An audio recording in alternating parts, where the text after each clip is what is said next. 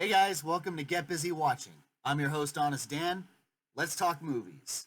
Doing another rapid fire, so let's hit it.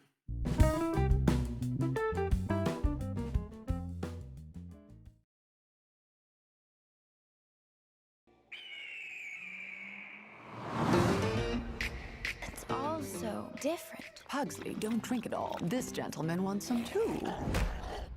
What a nervous man.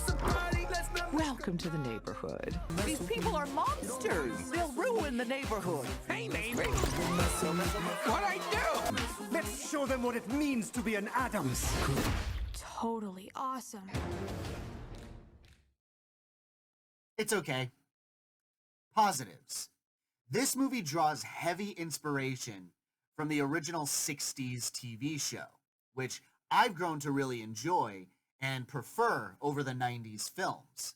I mean, this movie brings back Kitty, the maned female lion. Yeah, I didn't understand that either.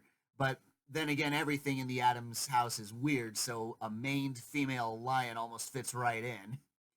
And Cleopatra, the killer plant, she was absent from the films, and that kind of bummed me out. I also like that they tried to make the house its own character. I thought that was pretty new and creative. It kills me to think that the evil spirit that possesses the house has been shouting at the Addams family, "Get out!" for over 10 years, but they just won't leave. They think it's part of the charm. And there are a few decent laughs to be found. The running gag with Fester getting hurt, getting shot with an arrow or something, but he just doesn't feel it.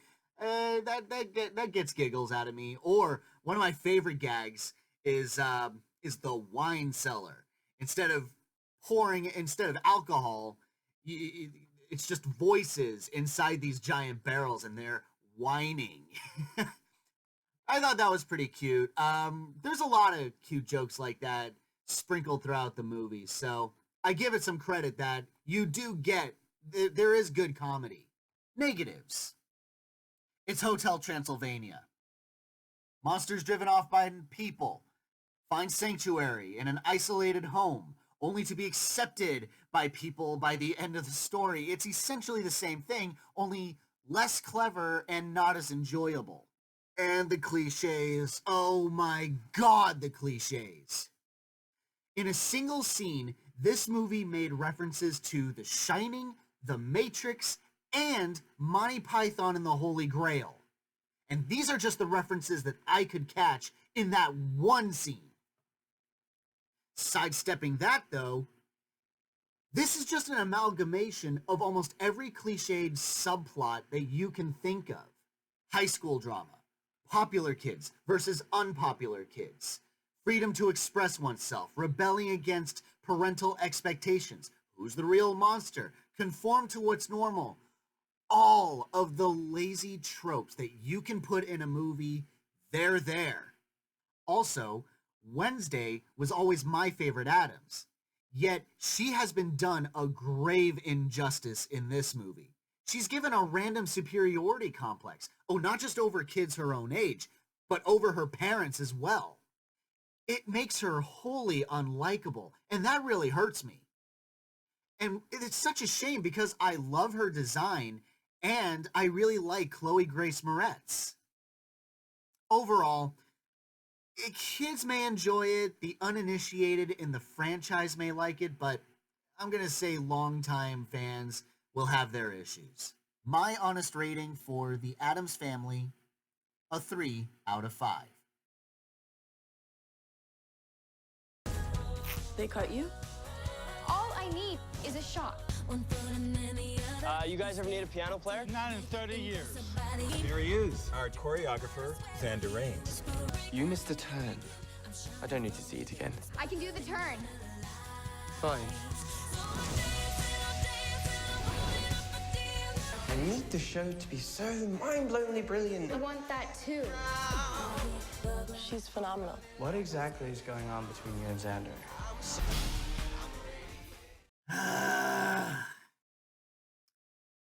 This movie sucks the big one. Maybe it's not the worst movie of the year, but it's easily one of the most uninspired and forgettable. Have you seen a dance competition movie before?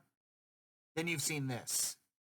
The main female protagonist just needs one shot to prove how good she is and falls for every cute boy that gives her 30 seconds worth of attention.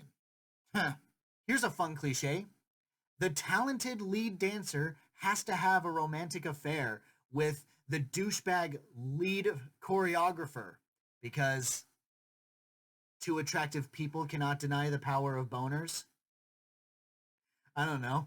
And, oh, but of course the sweet-natured boy is completely overlooked because love triangle cliches. But the biggest problem? This deserves to be on the Disney Channel for how melodramatic it gets. So what if Barlow doesn't get to be the lead dancer? No consequences that the audience is privy to.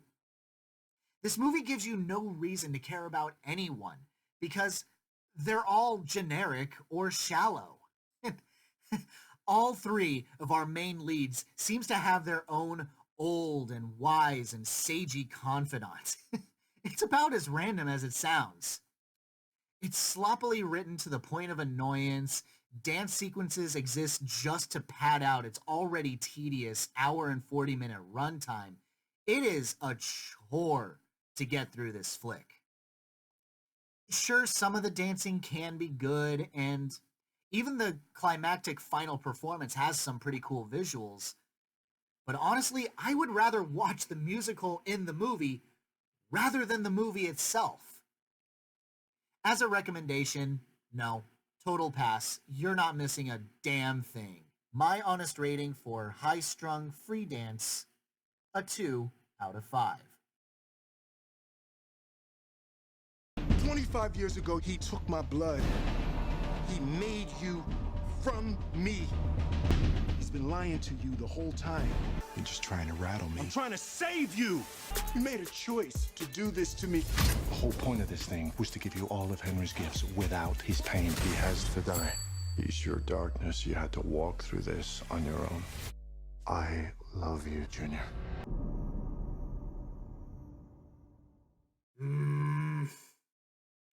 Positives.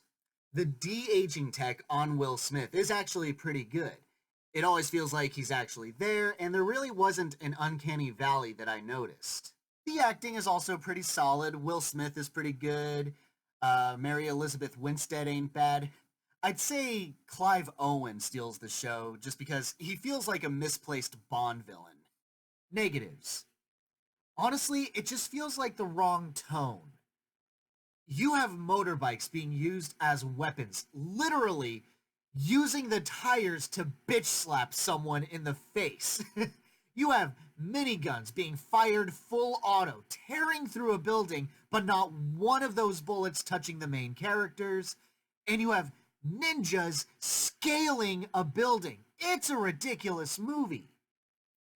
This in of itself wouldn't be a bad thing if the movie wasn't trying to insert heavy drama and powerhouse performances. They just feel so out of place. And despite doing her best with the material, Mary Elizabeth Winstead is only in this movie to exist. And possibly to have a gratuitous scene where she's stripped down to her bra. She only really gets in on the action in the beginning of the movie and in the climax, all of which are scenes that Smith's character could have handled himself.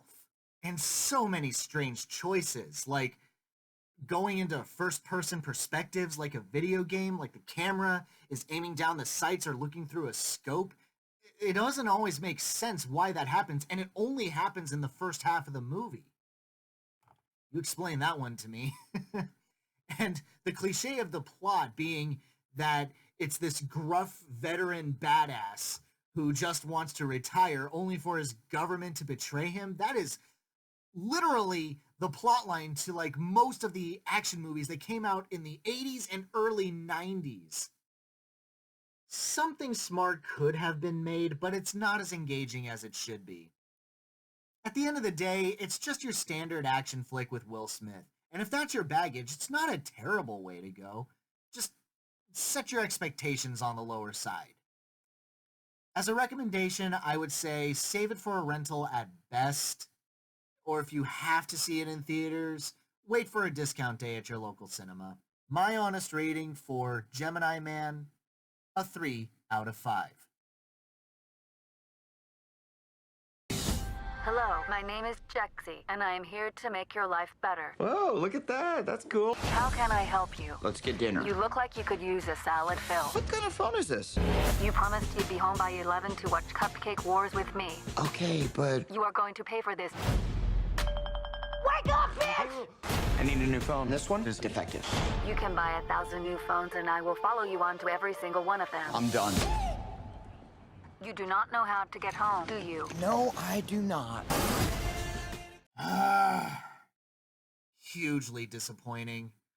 I was hoping for a more comedic take on Joaquin Phoenix's Her, but it's not as clever as I was hoping. I was under the impression that JEXI would legitimately help Phil throughout his day-to-day, and it's only when he actually opens himself up to new experiences and actually gets a girlfriend, therefore using JEXI less and less, that's when she goes full Hal and starts controlling his life. However, that's not the case. JEXI is a maniacal AI from the get-go, and Phil spends most of that time just running around and completely mishandling the situation. Or he just grows to accept and forget that JEXI can literally dismantle his entire life. Even JEXI doesn't always make sense. One minute she's pushing Phil to go out with Kate, and as soon as their relationship gets serious, that's when JEXI goes berserk. I mean, that's to be expected, of course, but as she's been a threat to Phil since the moment he activated her, the psycho that she eventually becomes is severely watered down. And if that wasn't bad enough, it's just not that funny. Phil is too socially awkward, to the point of not being realistic. Divine and Alexandra Shipp have zero chemistry because their character's relationship is not properly justified. It's just not as worth it as I'd hoped. I mean, I can't say I got zero laughs out of the movie. I mean, there are some golden moments with Michael Pena. But for my money's worth, I was expecting so much better. My honest rating for JEXI, a weak 3 out of 5. 네가 내 대신 얘 과외 선생님 좀 해줘라, 영어. 대학생인 척하라는 거야? 구라를 좀 치지 뭐. 부자들이 원래 참 잘 속아. 우리 다송이는 완전 예술가 재질인데. 침팬지를 그린 거죠? 자화상이에요. 역시. 그동안 미술쌤도 여러 명 바꿔가면서 해봤는데요. 근데 지금 진짜로 이상한 게 뭔 것 같아.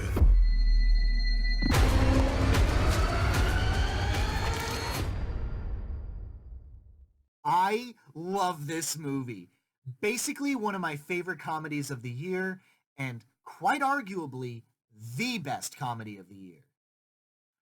I can't name a comedy movie that is this complex, so layered, and so expertly woven that I would be staggered if you found a dark comedy that is even remotely in this movie's league. The acting is pitch perfect from everyone. Every time the story takes a turn, you just have to know what they're going to do with it.